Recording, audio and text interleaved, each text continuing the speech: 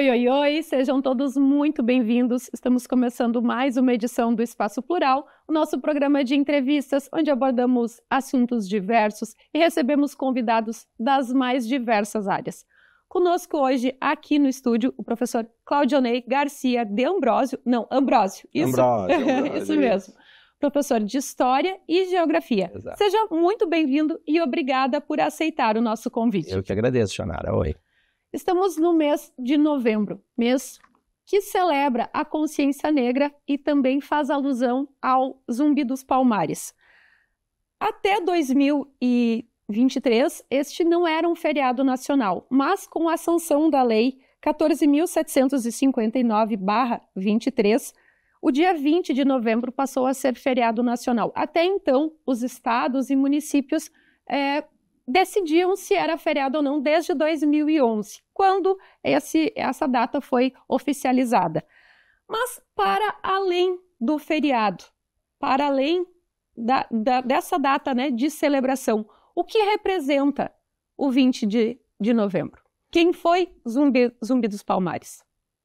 Historicamente falando, Jonara, e é sempre importante a gente fazer esse resgate, a figura de Zumbi representou para um povo que era se não uma maioria na população brasileira, mas era uma grande quantidade de pessoas, uma liderança, mas também um certo herói, a gente pode considerar. Como nós temos, a história brasileira traz uma série de heróis. Se falamos em Dom Pedro I, lá na Independência, falamos em Tiradentes, na Inconfidência Mineira, nós temos sim que falar de Zumbi. Zumbi, na realidade, foi um guerreiro, né, um negro, que tinha uma obsessão, que era enxergar o seu povo livre, de alguma forma. E ele organizou, ele articulou o que foi o maior quilombo brasileiro e um dos maiores quilombos do mundo, a gente pode dizer. E quilombo, na realidade, era um lugar, era um espaço onde aqueles negros encontravam refúgio. Refúgio do quê, na realidade? Dos maus tratos, de tudo que eles passavam durante a sua jornada de trabalho, a gente pode considerar. Se falávamos em 13 de maio como uma data de libertação, e quando a gente fala em abolição da escravatura, a gente fala na palavra liberdade, não teria como ser diferente, mas é muito mais representativo hoje, e a história entende dessa forma, evocar e homenagear a figura de Zumbi. Porque foi sim Zumbi que garantiu, dentro do seu limite, que essa liberdade poderia chegar em algum momento, ainda que tenha demorado, né, pelo menos 2 séculos para que ela efetivamente acontecesse. Então a lembrança de Zumbi e a sua titulação enquanto herói, ela é sim extremamente producente e é coerente, né, para ser tratado, e por isso então a lembrança da sua morte, né, que acontece em 20 de novembro, lá em 1695. A gente falava antes, né, sobre o 13 de maio. O 13 de maio é a data que marca, né, a abolição da escravatura. Sim. No entanto, ela não é celebrada, ela é vista como uma falsa liberdade. Por quê? Na realidade, a ideia de liberdade, ela acontece muito mais de forma teórica e de forma institucional também, porque, na realidade, havia uma necessidade de que se deixasse a escravidão de lado. E é o que a princesa Isabel faz. A gente só não pode considerar isso apenas como um ato de bondade, ou simplesmente, porque daí fica simplista demais. Não havia bondade naquele ato, naquela assinatura de papel, a Lei Áurea, né? O que havia, sim, era uma necessidade do Brasil se adequar a uma tendência que era mundial. Havia todo um ideário iluminista, especialmente republicano, que contrariava a ideia de escravismo. Então o Brasil não poderia continuar nessa linha oposta aos países europeus. A Europa, por exemplo, já tinha abolido a escravidão anos antes, né? Então o Brasil entra nesse circuito, a gente pode dizer, a partir dessa assinatura. Só que o porquê de não considerarmos o 13 de maio como uma data efetivamente libertadora? Porque quando aquele negro ganha a sua alforria, que foi a sua liberdade, a gente precisa analisar o tipo de alforria, o tipo de liberdade que é concedida a partir dali. E, na realidade, este negro, além dele perder o lugar onde ele poderia ficar, ele seria alguém que, com muita dificuldade, teria um salário, se nós fôssemos considerar, porque não havia uma predisposição daquela sociedade cafeicultora, que tinha se criado, se formatado com o escravismo, a pagar um salário. Não admitiria pagar. E daí a gente falaria, assim, também numa política de embranquecimento e a chegada dos imigrantes logo na sequência, que praticamente tirou, né, a condição de trabalho agora, que poderia ser um trabalho mais justo e remunerado, daquele negro. Então, na realidade, aquele negro, ele deixa assim de ser escravo no papel, mas ele está entregue à sua própria sorte. Ele está entregue à sua própria sorte, correndo riscos, marginalidade, violência, doenças, né, em grande quantidade.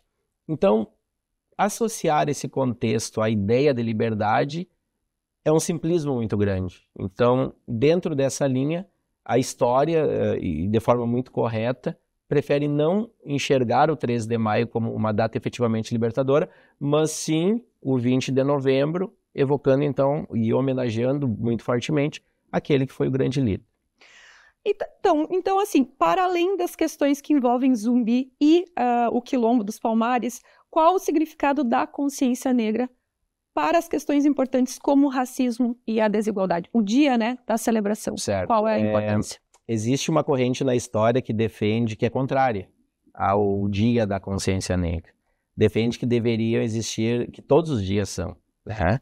É a mesma coisa que nós pensarmos, por exemplo, ter um Dia das Mães e ter um Dia dos Pais. Todos os dias são das mães, todos os dias são dos pais, né? Tentando fazer essa analogia. Mas o Dia da Consciência Negra, eu acho que falar em comemoração não é talvez o mais adequado, Joanara. É mais adequado falar em reflexão. Né? Então eu prefiro achar assim, e que pelo menos neste momento, nesta data ou neste mês, se nós fôssemos considerar, que houvesse sim uma reflexão, mas não só de negros. E aí é o importante. A população negra hoje, se nós fôssemos considerar negro e pardo no Brasil, beira os 60% hoje. Né? Então seriam as pessoas que não se diriam brancas, vamos dizer assim, somando ou classificando-se ou como negro ou como pardo. Então a reflexão ela deveria ser do todo, porque hoje nós temos uma sociedade que ela é plural. Ela é plural e ela, acima de tudo, ela é conectada. Não existe uma pessoa que consiga viver sozinha, que consiga estabelecer a sua vida toda de forma isolada, ou seja, não somos uma ilha, ninguém consegue ser uma ilha na verdade. Então essa reflexão, ela não só poderia, mas ela deveria ser de todos, né? Brancos, alemães, italianos, descendentes de japoneses, enfim, todos deveriam, em solo brasileiro, pensar, eu diria em mundial, né, mas obviamente estamos falando aqui em termos de Brasil, deveria sim fazer essa reflexão e pensar sobre o racismo. A grande questão hoje que é colocada é que o Brasil não é um país racista. A gente pode ficar discutindo durante 2, 3, 10 horas talvez, e o racismo ele não vai talvez aparecer de uma forma clara, uma forma transparente, mas é o que a gente costuma dizer que o Brasil é um país racista velado, né? Que possui um racismo velado muito forte, que tem muita relação com o racismo estrutural, sim. Ou seja, as pessoas elas até introspectam aquele racismo de certa forma, mas por uma questão de politicamente correto acaba não externando. Embora isso nos últimos 8 anos, pelo menos, a gente tenha verificado uma tendência um pouquinho diferente, né? Poderia dar algum exemplo pra gente desse racismo velado? Racismo velado. Bom, a gente poderia, eu posso te dar um exemplo assim do que eu uso muito em sala de aula. E tanto no fundamental quanto no médio os alunos acabam compreendendo facilmente. As pessoas dizem muito assim, no geral. Eu não sou racista porque eu tenho amigos negros. Eles vão na minha casa, nós fazemos churrascos juntos, nós jogamos futebol, jogamos canastra, tudo certo. Legal, estamos na piscina lá, sem problema nenhum. Mas aí eu sempre faço assim uma análise um pouco mais adiante. E se essa pessoa tem um filho ou uma filha e eu sempre gosto quase sempre de pegar o exemplo de ter uma filha. Essa pessoa tá tudo certo para ela, com ela, em ter, por exemplo, essa pessoa sendo branca, né, pode ser descendente de alemão, italiano, enfim. Está tudo tranquilo para ela ter um genro negro? E eu, inclusive, já fiz essa pergunta para um ex-colega, e ele, não, mas aí tu tá falando de outra coisa. Eu falei, que outra coisa eu tô falando? Nós estamos falando da mesma coisa. Não, mas aí tu tá misturando, não, tu tá confundindo, não é disso que eu tô falando. E daí as pessoas tendem, algumas delas, né, tendem a sair pela tangente. Então, eu penso que é o melhor exemplo que a gente possa estabelecer. Eu tenho amigos, eu tenho conhecidos, nós jogamos futebol, nós jantamos uma vez por mês juntos, enfim, nos visitamos, mas e quando fala de mistura propriamente, né? De miscigenação? E por que eu gosto desse exemplo? Porque o Brasil é um país miscigenado.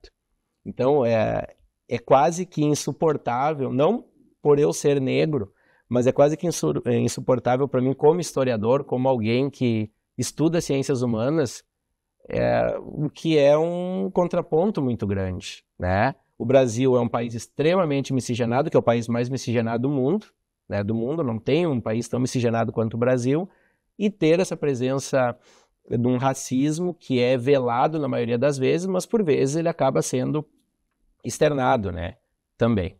É uma questão, inclusive, cultural. Existem até expressões que a gente usa, né? Que as pessoas usam no dia a dia. Totalmente. Por exemplo, um termo que as pessoas não percebem, podem usar, né? Normalmente que não percebem. Por exemplo, o denegrir. Denegrir. A coisa ficou preta. O que significa a coisa ficou preta? Ficou ruim, tem algo negativo, né? Mas por que eu não posso dizer que a coisa ficou branca? Ou sei lá, ficou verde, né? Eu digo que a coisa ficou preta, né? E olha, existem várias frases, e é como tu disseste, é senso comum quase a utilizar. E muitas vezes as pessoas não fazem com aquele objetivo, e na realidade elas não pensam que elas estão falando isso, né? Mas elas acabam falando, elas acabam fazendo, né? A coisa está ficando preta, né? É coisa de negão, e sabe? E por aí vai. Quando não faz na entrada, faz na saída. Enfim, são vários. Acabar com isso? Minha cara, olha, acabar com isso eu vejo assim, ó, eu acho que nós, enquanto Brasil, enquanto país, nós avançamos muito, especialmente se nós pegarmos a partir da virada do século, né, início do ano 2000, né, nós praticamente ficamos 15 anos onde isso não terminou, é lógico, não terminou, mas eu acho que houve talvez tenha sido um momento de maior reflexão no país, esses 15 anos. Se nós pegarmos de 2000, 2001 até aproximadamente 2015, eu acho que foi quando mais se teve reflexão nesse sentido. Mas o que eu tenho percebido, especialmente nos últimos 8, 10 anos, é que muito dessa reflexão se perdeu. Me parece que as pessoas, entre aspas, voltaram a se sentir à vontade em segregar, em se autoafirmar como superiores em relação a outras, e aí me parece que o racismo ficou um pouco mais latente, talvez até mais latente, mais fortalecido do que fora lá antes do ano 2000. Quantos casos basta a gente consultar internet, noticiários em geral, de pessoas que não estão se preocupando quando elas estão, por exemplo, no mercado, numa fila de mercado, em ofender, né, em dizer, e muitas vezes até querem escolher, eu não quero ser atendido por determinada pessoa porque essa pessoa é negra. E elas dizem isso, elas não, ou seja, não é nem velado mais, é algo descrito, né? Então, algumas situações assim que realmente nos causam estranheza, nos causam certa apreensão, considerando que nós estamos em 2025. Existem falas que lá na década de 80, na década de 70, elas aconteciam e eram normais, eram esperadas até, mas a partir de 2000 elas, né, é uma outra situação, um outro mundo, são outras pessoas, principalmente. Só que me parece que a partir de 2015, 2016, isso, ao que parece, retornou e com uma relativa força que assusta, até de certa forma. E o que preocupa também é que quando se fala ou quando existe um posicionamento, as pessoas, ou, né, tem-se uma tendência a dizer, mas é tudo mimimi, agora tudo é... Vitimização. Isso. Certo. Por quê? É que assim, ó, o que acontece? Hoje o Brasil, e é bom que o Brasil tenha liberdade de expressão. É bom que o mundo inteiro, né? Eu sou daquelas pessoas que sempre será defensoras da liberdade de expressão, um contexto democrático, onde tu possa falar, tu possa defender as tuas ideias, até aí tudo certo. Só que eu não posso aceitar que por exemplo, o racismo, poderia se falar de homofobia, de misoginia, enfim, de outras temáticas, mas eu não posso considerar que a defesa ao racismo, que é segregação, que é inferiorizar o outro, o próximo, como normalidade. Eu não posso aceitar que isso é uma opinião, simplesmente. Opinião é eu dizer que eu prefiro vermelho e tu preferes azul. Isso são opiniões, divergem, mas está tudo certo. A gente pode sentar numa mesma mesa, tomar um café juntos e conversar. Agora, que eu não aceito conversar contigo porque tu é negra, eu não posso normatizar isso. Eu não posso normatizar porque nós estamos falando de seres humanos, nós estamos falando que são, sim, duas pessoas iguais. Onde a diferença pura e simplesmente é na pigmentação, na coloração da pele. Então, eu não posso entender isso como normal. Mas eu prefiro conversar apenas com pessoas brancas porque eu não gosto de negros. Essa é a minha opinião, tem que ser defendida. Eu não posso normatizar isso. Não pode ser normal, tá? Então, eu acho que, assim, a sociedade, talvez em nome dessa liberdade de expressão, e aí há uma interpretação um pouco deturbada, né, da liberdade de expressão versus o senso de humanidade e até o senso de coerência, né, de convivência e conexão dentro do mundo, dentro de uma sociedade, as pessoas acabam interpretando errado e acham que então podem, algumas delas pelo menos, né, disseminar comentários lá pela rede social, como fazem, né? Eu costumo dizer que a rede social, se nós fôssemos, eu acho que todo mundo deveria fazer um teste psicotécnico, uma prova que fosse, para ver se ela pode ter rede social. É mais ou menos dessa linha, porque eu conheço, assim, uma quantidade gigantesca de pessoas que elas não poderiam ter rede social, né? Realmente não poderiam, e estou falando de pessoas de uma certa idade até, nem estou falando só da gurizada, dos meus lá, né? Mas é bastante. Bom, vamos voltar um pouquinho. Desde 2003, passou a ser obrigatório incluir no ensino de História e Cultura afro-brasileira no currículo escolar. Sim. Já foi não te cortando, mas já foi uma das medidas nessa mudança que passou a ter a partir de 2000. Né? Até então não havia necessidade nem obrigatoriedade de se tratar. E a partir do início da década, do século, houve então essa obrigatoriedade, né, na aprendizagem e no ensino. E como professor, né, que está ali em sala de aula, como você percebe esse movimento? Ele é um movimento que ele atende, por vezes, eu não posso te dizer que ele consegue atender 100% do grupo, mas varia muito conforme a atividade que tu faz, né? Não necessariamente esse ensino está na matriz curricular de todos os anos. Por exemplo, eu dando aula de história lá para o 6º, 7º, 8º, 9º ano, pensando em ensino fundamental, eu provavelmente não vou conseguir trabalhar todos esses 4 anos do ensino fundamental, dito pela matriz curricular, nominado pela matriz, pela BNCC e tudo mais. Pelo menos não de forma aberta, mas existe um percentual de transversalidade que eu posso trabalhar, e aí isso me possibilita, sim, eu trabalhar no ano que eu quiser, na realidade, né? Seja via projeto, seja via palestras e tudo mais. Então, existe sim essa possibilidade, né? Desde que a escola possibilite isso, permita, é possível sim. E na prática vem acontecendo? Nas escolas onde eu trabalho, sim.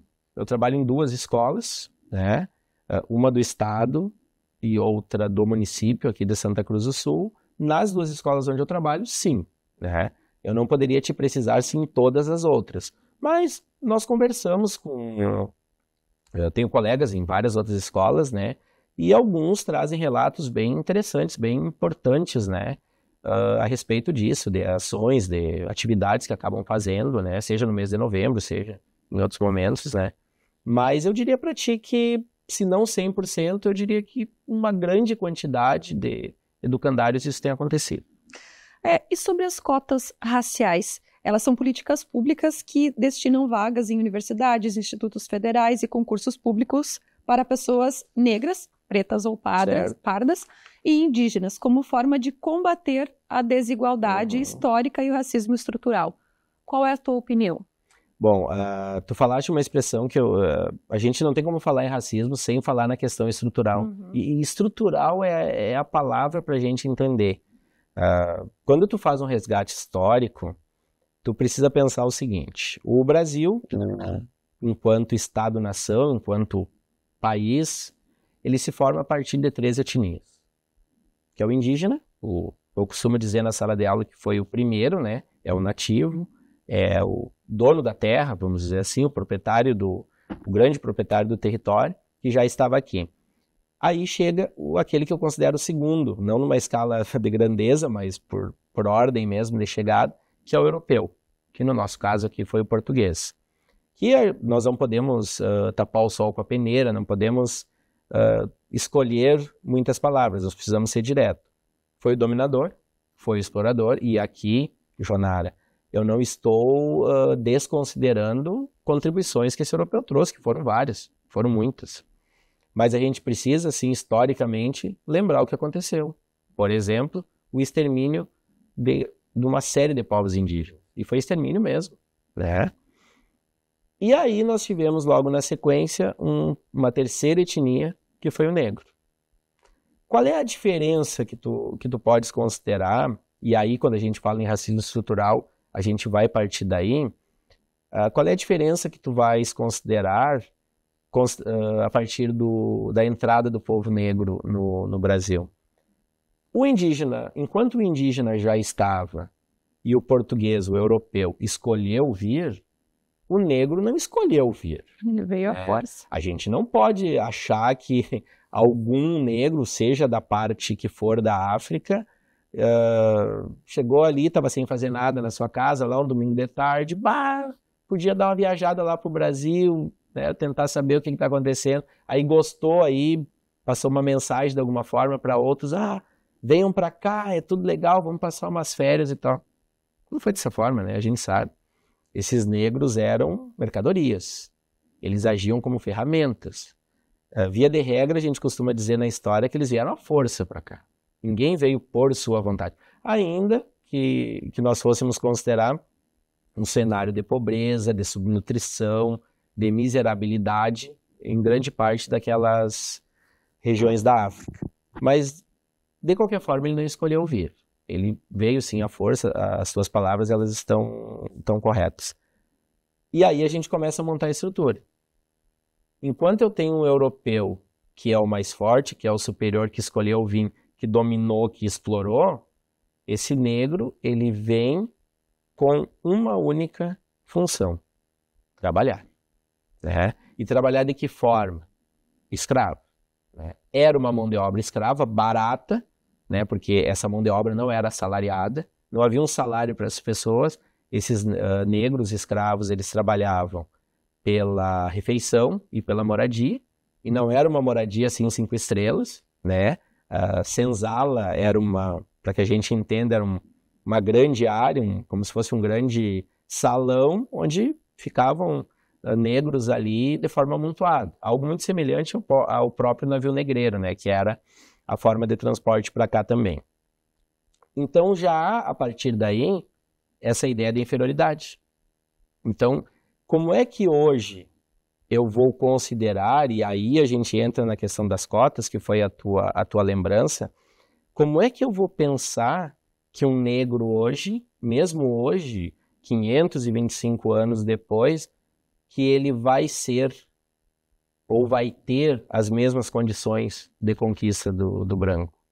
E aí muitas vezes quando a gente começa a falar, e daí entram, tentando resgatar a tua fala também, a questão do mimimi, da vitimização e tudo mais, basta a gente fazer um exercício que ele é muito simples.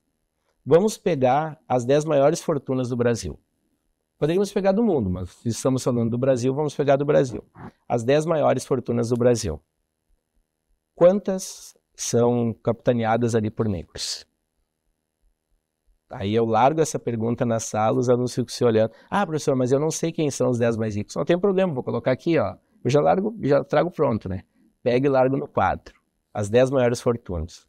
Ah, mas eu não sei se é negro, se não... Não tem problema, vou trazer a fotinho, a gente já está sempre armado, né? Não tem problema. E aí? Qual desses aqui é? Daí beleza, daí a gente sai das maiores fortunas, a gente pode pensar em empresas, tá? Cargos dentro da empresa. E aí a gente vai, qual a empresa que tem como CEO um negro? Ah, professor, eu não sei o que é CEO. Não tem problema, eu explico. CEO, pá, né? É o comandante, o cabeça, eles adoram dizer o cabeça, né? Tá bom, é o cabeça. Quantos são negros? Qual é a empresa dessas que tem um CEO negro? Ah, pois é, não tem. Então, assim, será que isso é uma coincidência? Quando a gente entra nas universidades, pessoas que têm PhD, ou doutorado, mestrado, enfim. Qual é o percentual dessas pessoas que são negros? Ah, mas eles não foram porque eles não quiseram. Será? É a mesma coisa que nós pensarmos. Nós olharmos para outra esfera, quando a gente pensa no sistema prisional brasileiro, sistema carcerário. Se a gente entrar nas penitenciárias, a grande maioria das pessoas que estão ali são negras. Grande maioria, não estou dizendo que são todos. Mas por que será que isso acontece? Será que é uma coincidência? Então, fazer toda essa análise, tu precisa analisar o racismo antes de falar, muitas vezes, ou ir para uma rede social, propagar ideias. Olha para a estrutura, olha para a formação, precisa entender o todo, porque senão fica simplismo demais e não leva a nada, né? Perfeito. Nós vamos para um rápido intervalo, porque depois do intervalo a gente vai continuar falando principalmente sobre o racismo estrutural e sobre essa dívida gigantesca que o Brasil tem para com os negros. A gente então vai para um rápido intervalo e já voltamos.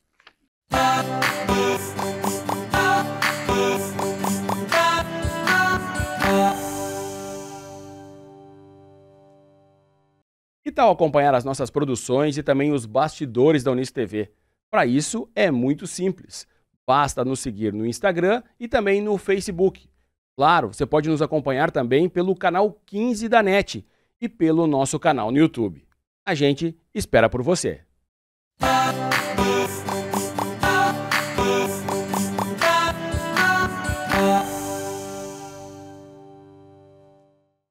Oi, voltamos então para esse segundo bloco e vamos continuar falando sobre o racismo estrutural. O Brasil tem uma dívida histórica com os negros e está muito longe de pagar, né, professor?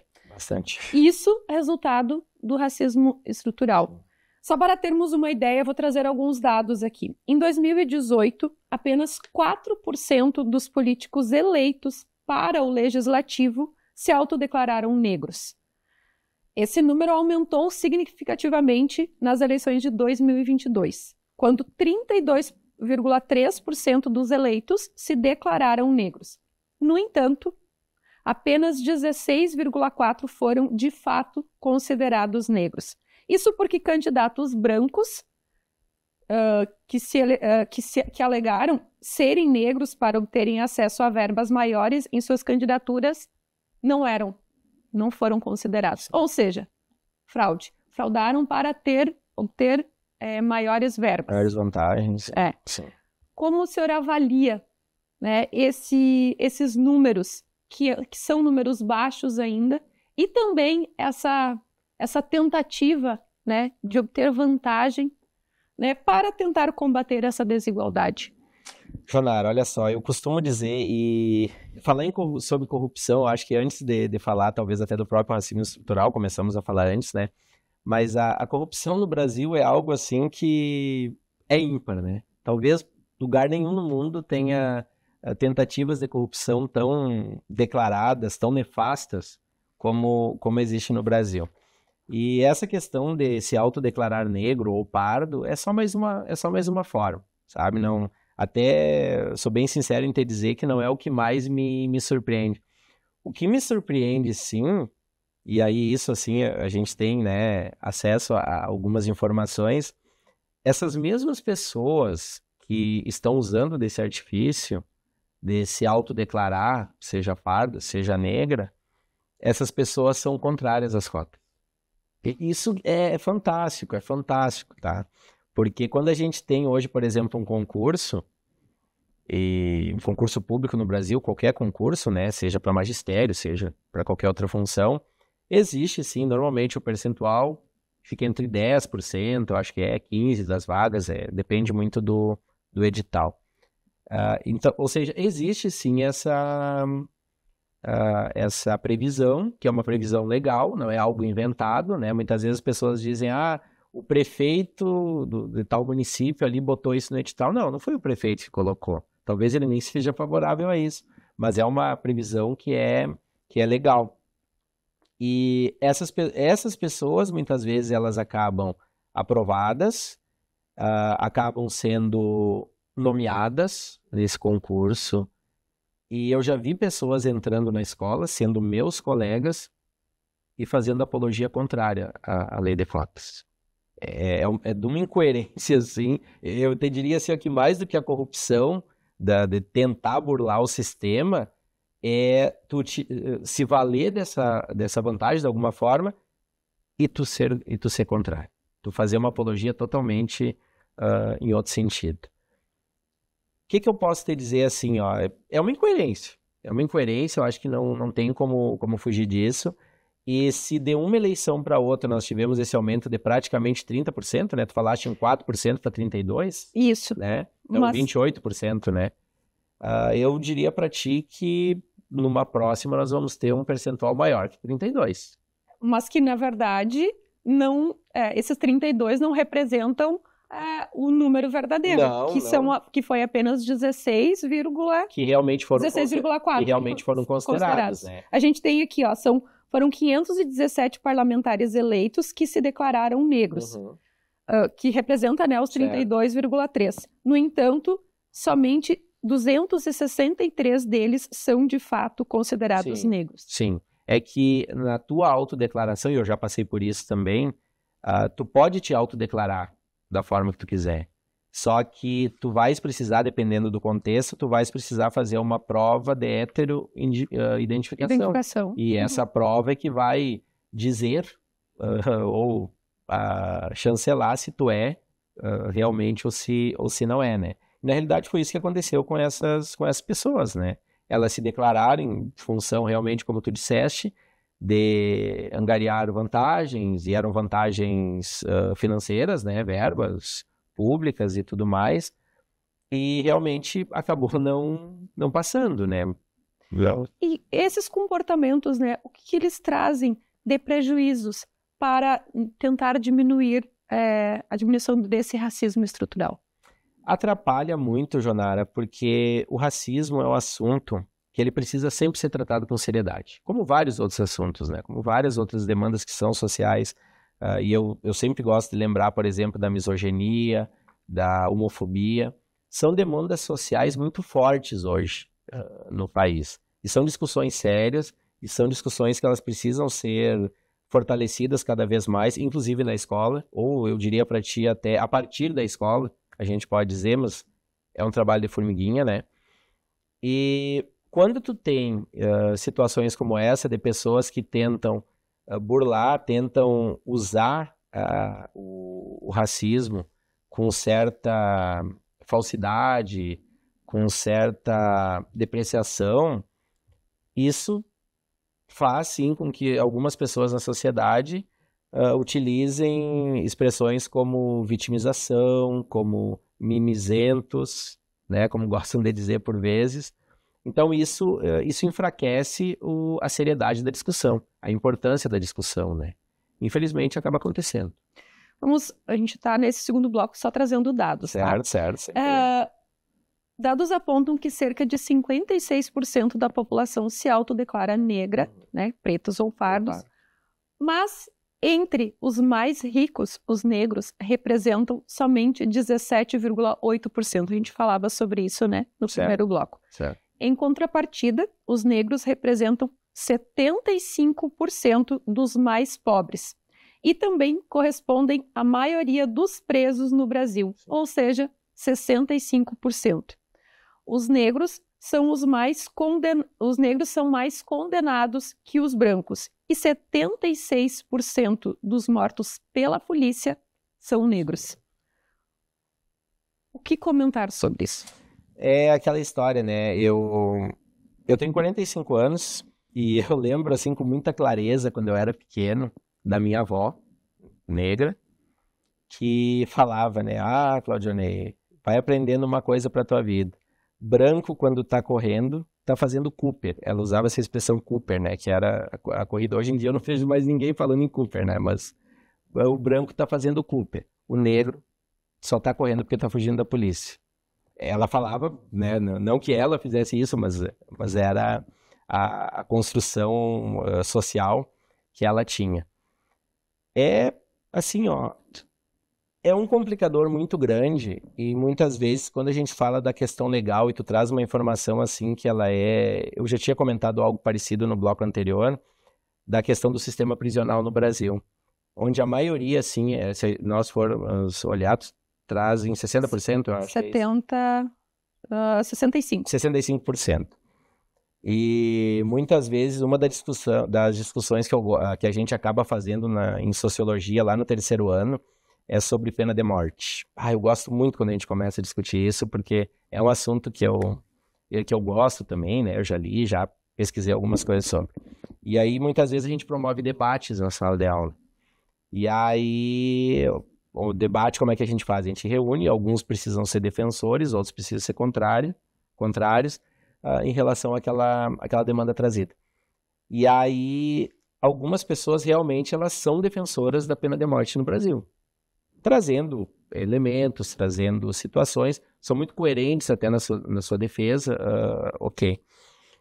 Só que olhar para a pena de morte num país como o Brasil, num país onde o racismo estrutural ele é forte, né, e o racismo em si ele é arraigado, ele nos traz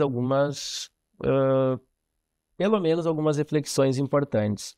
E eu sempre gosto de, quando a gente está fazendo essa discussão lá, em colocar um filme para os meus alunos. Ainda que eu não olhe todo esse filme, mas eu gosto de colocar trechos para eles, e a partir daquilo ali, antes de nós entrarmos no debate, ou de se fazer qualquer diagnóstico a partir daquele debate, é a partir de algumas daquelas cenas, que é o filme, aquele filme, às vezes até eu me esqueço do nome, mas é aquele filme com Tom Hanks, A Espera de um Milagre, agora eu acabei lembrando aqui rapidamente, A Espera de um Milagre, que é, né, aquele filme onde existe um homem no corredor da morte, um homem negro.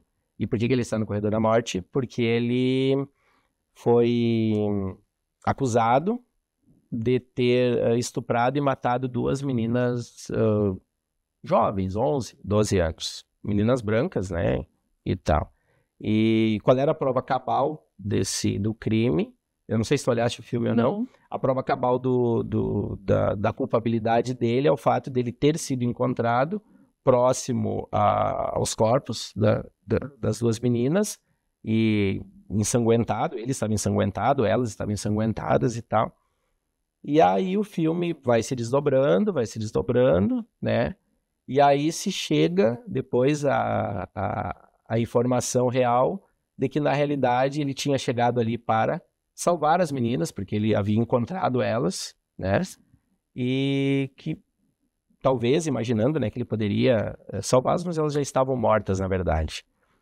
E aí havia um testemunho, então, que só dizia, por que se associou aquilo ali?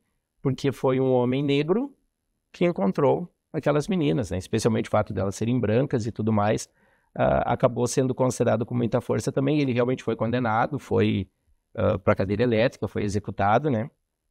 Quando eu mostro isso na sala de aula, muitas vezes eles ficam...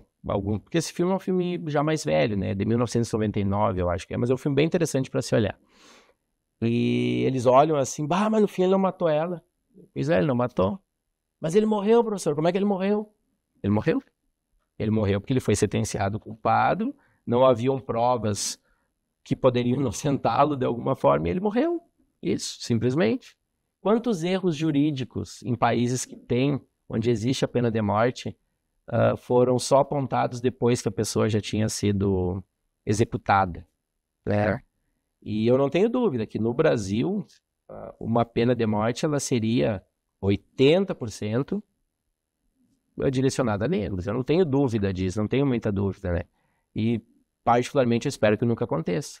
Existem crimes hediondos, existem crimes onde talvez só a morte do criminoso seria a solução. Bom, daí é uma outra discussão.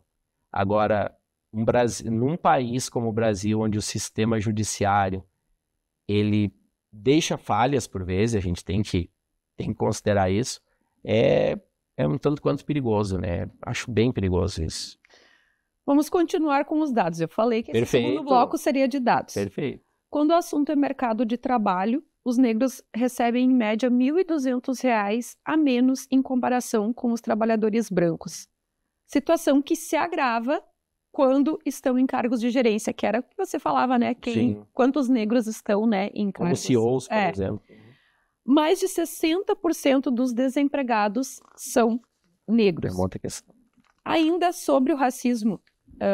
Bom, vamos trazer sobre essa questão, né, do mercado de trabalho, que eu acho que vem muito ao encontro do que você falava antes. Que ainda se perpetua a questão de que os negros eles foram libertados, mas e quem empregava eles? Exatamente, essa é a grande questão. Quando a gente volta e falar lá do 13 de maio de 1888, Princesa Isabel chega, assina a lei, festa nas ruas, estamos livres, não somos mais escravos. Quantos daqueles negros que passaram a estar livres transformaram-se em médicos, por exemplo? Quantos transformaram em advogados, professores ou profissionais liberais no geral? Não havia essa condição. Estou falando lá no século XIX, ok. Mas daí nós viemos então para 2025. Para essas pessoas que gostam de falar que há uma vitimização, mimimi e tudo mais. Maravilha, vamos entrar numa empresa. Aqui, nós em Santa Cruz, nós temos vários exemplos de fumageiros, certo? Eu, inclusive, já trabalhei numa fumageira também. Quantas fumageiras dessas nós vamos achar pessoas negras trabalhando? Professora, minha mãe trabalha lá e tal. Ela disse que tem um monte de pessoas negras que trabalham. Maravilha, eu acredito. Eu acredito porque eu enxergava isso quando eu trabalhava. Só que elas trabalham fazendo o quê? Quantas delas são... O que essas pessoas fazem lá? Professor, tem uma tia lá que é varredeira, aí tem um outro homem lá que ele puxa os cestos de fumo, tem... beleza, tudo certo. Me cita uma pessoa que seja supervisor. Isso eu já não sei. Tá, me cita uma pessoa que seja gerente ali, de algum dos turnos. Que seja o diretor. Pensa, pega as empresas de Santa Cruz mesmo, não tem problema. Pode escolher uma. Qual delas, dessas multinacionais, tem o diretor como sendo o negro? Não acho. Tu não acha. Tu acha. Se alguém de vocês achar, traz ele aqui, diz para ele fazer uma palestra para nós em algum horário, não tem problema nenhum. Aí eles é o momento que eles param e pensam, sabe? É isso que eu acho legal quando vem esse tipo de discussão, porque muitas vezes se para assim, é mesmo. E daí a gente entra na política mesmo, por exemplo, o Brasil, com 525 anos de existência, claro que a República ela é bem mais nova do que isso, né? Ou seja, a existência de presidentes é num tempo inferior a 525 anos, mas quantos presidentes negros já houveram no Brasil? A gente para pensar. E é o país mais miscigenado do mundo. Sempre foi. Que tem sua grande maioria, são 56%. Exatamente. Então como é que a gente explica isso, sabe? Então como é que a gente não vai discutir racismo no Brasil? Como é que a gente vai dizer que o Brasil não é um país racista? Mas nenhum foi presidente porque nenhum se candidatou. Daí às vezes eles começam a me cutucar. Professor, o senhor tem que se candidatar lá. Eu falo, não tem essa pretensão, não é o caso. Mas por que será que não houve ainda um presidente negro? E quando se candidata, quem vai votar? Ele vai ter voto suficiente? Essa é a questão. Então a gente pode, daí aquelas pessoas que vão dizer que talvez eu esteja de mimimi, que eu esteja vitimizando, mas não será coincidência demais com tantos pleitos que já existiram, com tantas possibilidades de candidaturas que poderiam existir, mas por que nunca aconteceu? Porque, sabe, é a pergunta que eu deixo, que ela pode até ser retórica, mas algum dia eu acho que alguém vai precisar responder também, sabe? Será que é só um negro nunca foi presidente porque nunca se candidatou, porque nunca quis, eles não querem mesmo? Os que estão presos, são negros, porque negro realmente não gosta de trabalhar, porque negro realmente é preguiçoso, é malandro, só quer fazer sacanagem. Será que é esse o tipo de discurso que a gente vai continuar disseminando, proliferando? Tá na hora de pensar diferente, né? Bom, para finalizarmos, a verdade, a gente poderia ficar muito tempo aqui falando, mas gostaria que o senhor me fizesse uma avaliação, ou quem sabe até uma mensagem, principalmente para essa nova geração que está vindo, né? Sobre o que diz respeito tanto ao racismo, quanto à valorização dos negros, quanto a diminuir, né, essa desigualdade racial. Eu sou daquelas pessoas, Jonara, que a desigualdade, ela me inquieta muito, ela me incomoda muito, né? Ela pode ser uma desigualdade racial, como pode ser uma desigualdade social. Estar num país onde no máximo 5% das pessoas são consideradas ricas, e rico não é quem tem um bom salário, né? É o trabalho que eu sempre gosto de fazer com os meus alunos também. O camarada pode ter um salário de 100 mil reais, isso não faz dele rico. Faz dele alguém que tem um bom salário. Até aí tá tudo certo. Mas desigualdade é uma coisa que inquieta, porque eu sempre entendo que as pessoas deveriam ter condições de chegar àquilo que almejam, aquilo que tem como sonho, ter a mesma possibilidade de chegada. É por isso que eu sou um defensor da lei de cotas, porque a lei de cotas ela tenta, sim, promover um certo equilíbrio. Tenta, não quer dizer que ela realmente consiga chegar. E eu acho que as pessoas elas precisam, sim, refletir, transformar, e a mensagem, se eu pudesse deixar uma mensagem, seria no sentido de transformar o dia 20 de novembro em todos os outros dias. Que nós pudéssemos ter, quem sabe, 365 ou 366, dependendo, se é ano bissexto, né? Que fossem dias de reflexão todos os dias, em todas as situações, em todos os momentos. E que se parasse de pensar que uma pessoa é inferior porque ela tem a cor da pele diferente. Então a inferioridade, a incapacidade, ela não pode vir pela cor da pele, né? Ela pode ser menos, ela pode ser uma pessoa preguiçosa, ela pode ser uma pessoa até criminosa, mas isso não quer dizer que ela o será obrigatoriamente por ser negra. Então a gente precisa começar a desvencilhar, a abrir esses conceitos, porque com certeza a gente vai passar a ter uma sociedade mais equilibrada e vai conseguir valorizar os seus recursos humanos como um todo e de forma realmente, efetivamente mais humana, né? Que assim seja. Professor, mais uma vez, muito obrigada. Eu te agradeço. De coração, obrigada por aceitar e vir aqui conversar, e a gente poderia debater sobre esse assunto por muito tempo. Eu que agradeço. Muito obrigado pela oportunidade. Essa edição do Espaço Plural fica por aqui. Até a próxima. Tchau, tchau.